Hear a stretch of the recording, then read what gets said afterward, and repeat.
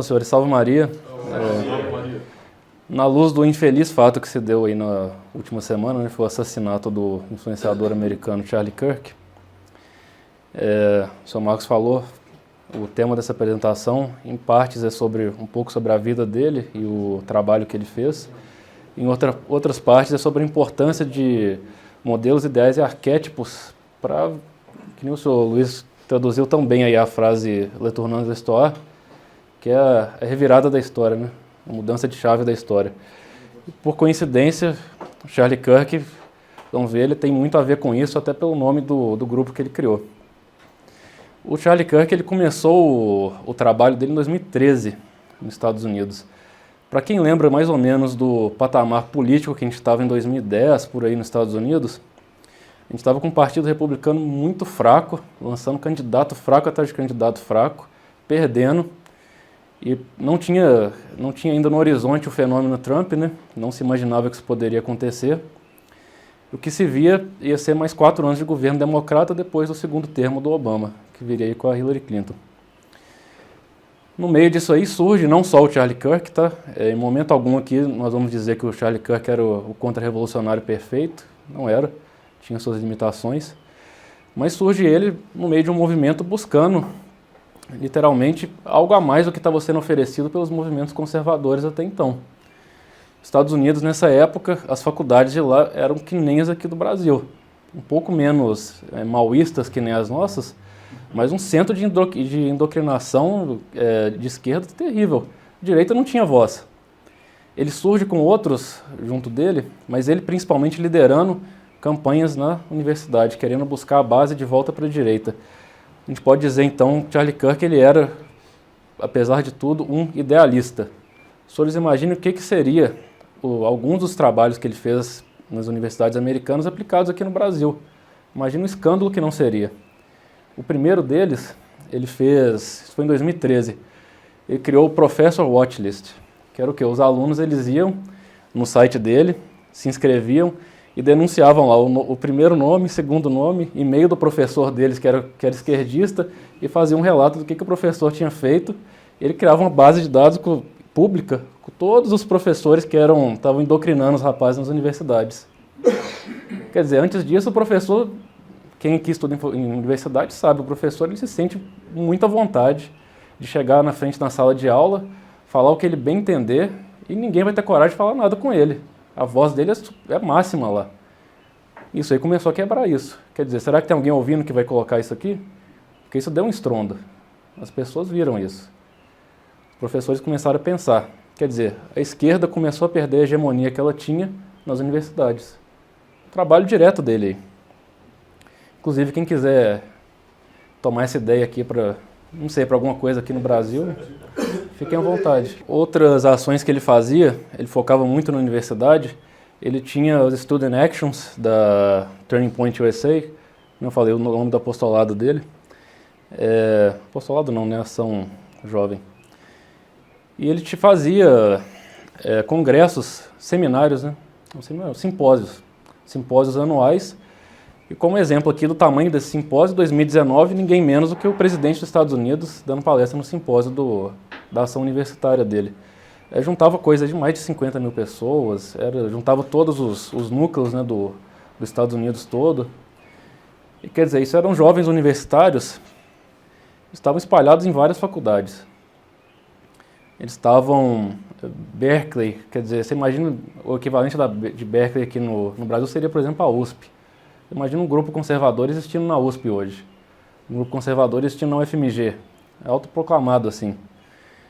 Então trouxe muito essa luta para a universidade, congregou muitos jovens e trouxe muitos jovens para a direita. E não parou por aí não. Ele tinha um espírito de certa forma até belicoso, de gostar de confronto.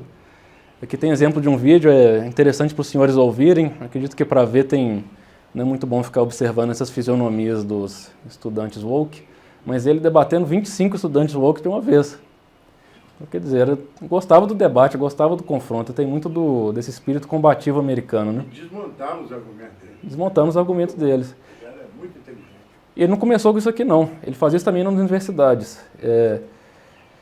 Como vocês podem ver aqui, Eu achei interessantíssimo o título dessa matéria aqui, esse jornal americano The Salon.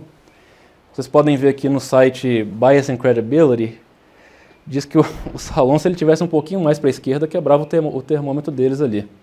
Então, é um jornal extremamente de esquerda, mas o título que eles colocaram, né, anunciando a morte do Charlie Kirk, The Death of a Culture Warrior, quer dizer, a morte de um guerreiro cultural. E aqui eles dizem, a reviravolta da direita, a vitória da reviravolta da direita é o legado de Charlie Kirk.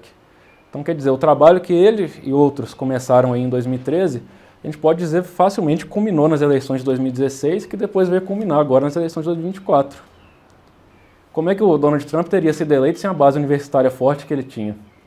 Não tem como. Então, a gente pode, é justo dizer o que eles disseram aqui.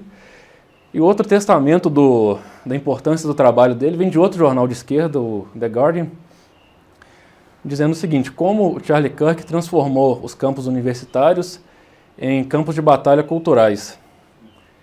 Essa matéria, inclusive, eles revogaram ela, tá? Acho que não conseguem mais achar ela, porque ficou de extremo mau gosto terem visto o ocorrido.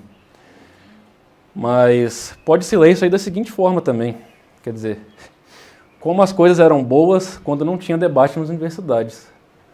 Como as coisas eram boas quando só a esquerda tinha voz. Como é que não era bom antes? Unanimidade.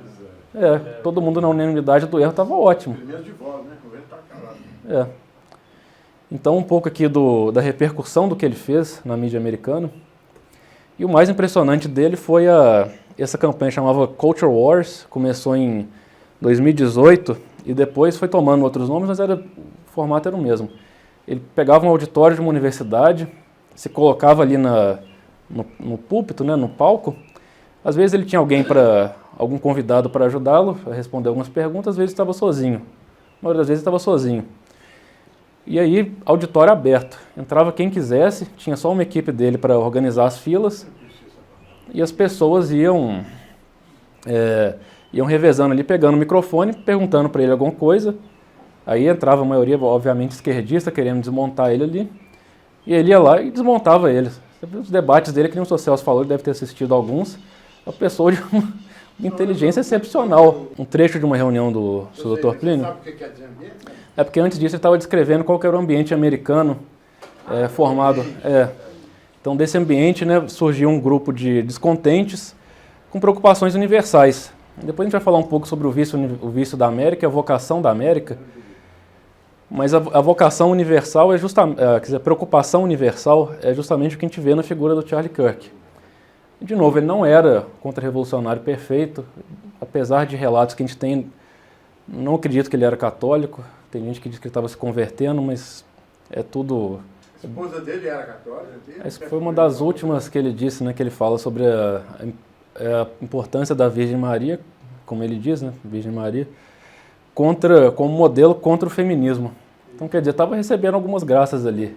E tem influenciadores católicos também, exemplo muito famosa também, não sei se alguém conhece, a Candace Owens, e relata que ele estava rezando o texto diariamente, que estava no caminho de se converter.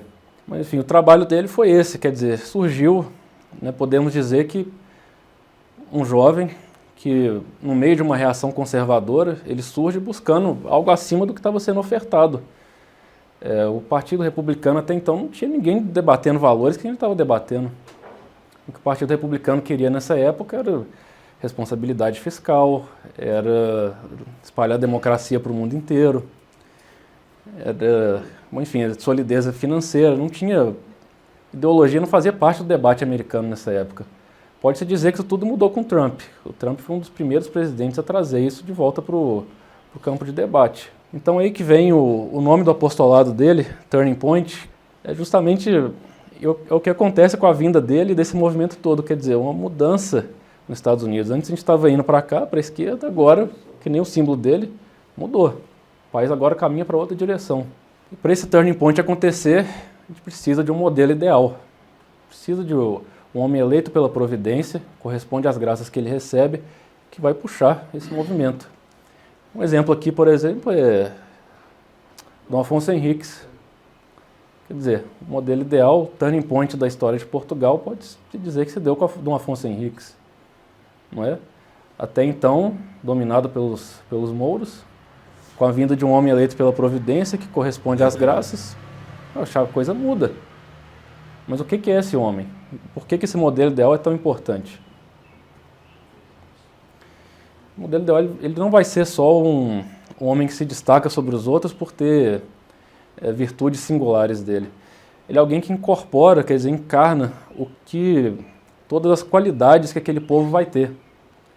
Ele tem tudo de, podemos dizer, típico daquele povo, mas ele não vai ter nada de ordinário daquele povo.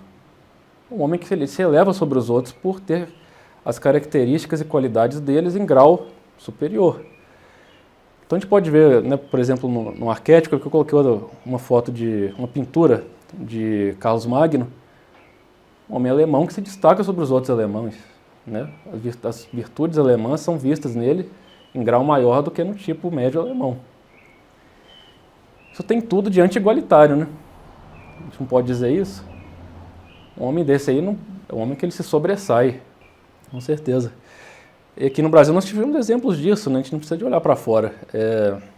Batalha de Guararapes, a insurgência pernambucana no norte, contra a ocupação calvinista dos holandeses. A gente vê ali homens, né, que se destoaram por serem combativos. Eu me esqueci o nome do senhor de engenho que virou governador mas depois a gente chega. João Fernandes Vieira, e depois representantes também dos índios, dos negros, inclusive da corte portuguesa na época. Isso. Henrique Dias, que era o dos negros, e Felipe Camarão dos índios, isso. A recapitulação para a gente poder encerrar a reunião. Começamos então tratando do fato triste ocorrido, que foi a morte do influenciador americano Charlie Kirk. Falamos sobre como ele era um jovem idealista num meio político que não era propício para isso. Idealista combativo, ativista, buscava e tendia para um modelo ideal dos Estados Unidos que não estava sendo oferecido na época. Quer dizer, buscava o turning point para o cumprimento da vocação do país dele. Falamos também sobre a importância desses modelos ideais para que ocorra esse turning point historicamente. Citamos alguns exemplos: Dom Pelaio das Astúrias, Dom Afonso Henrique, aqui no Brasil a insurreição pernambucana, e como essas figuras se destoam do que é oferecido hoje, das figuras suscitadas pela Revolução para desviar os movimentos. Como é que uma figura dessa, por exemplo, se destoa de homens massa, não homem massa? Uma figura que consegue ser típica, representar o tipo daquele país em suas qualidades, mas não tem nada de ordinário, quer dizer, não é mediano. É uma figura que as qualidades se potencializam nela. E como que a chegada dessas figuras elevam coletivamente o médio da sociedade. Falamos também sobre a vocação americana, o que é a vocação dos Estados Unidos, por que é uma vocação universal, uma cruzada universal pela Igreja Católica, baseado no vício dos primeiros americanos, e os desvios que houveram dessa vocação. Falamos agora, para coroar, a vocação do nosso país, e o Leturnando Estoar, que está acontecendo hoje no Brasil, e como nós, que fazemos apostolado, somos jovens católicos, contra-revolucionários, apesar de nossas limitações, como nós podemos atuar correspondendo às graças que nós recebemos. Esse ainda será um grande país, como era dito.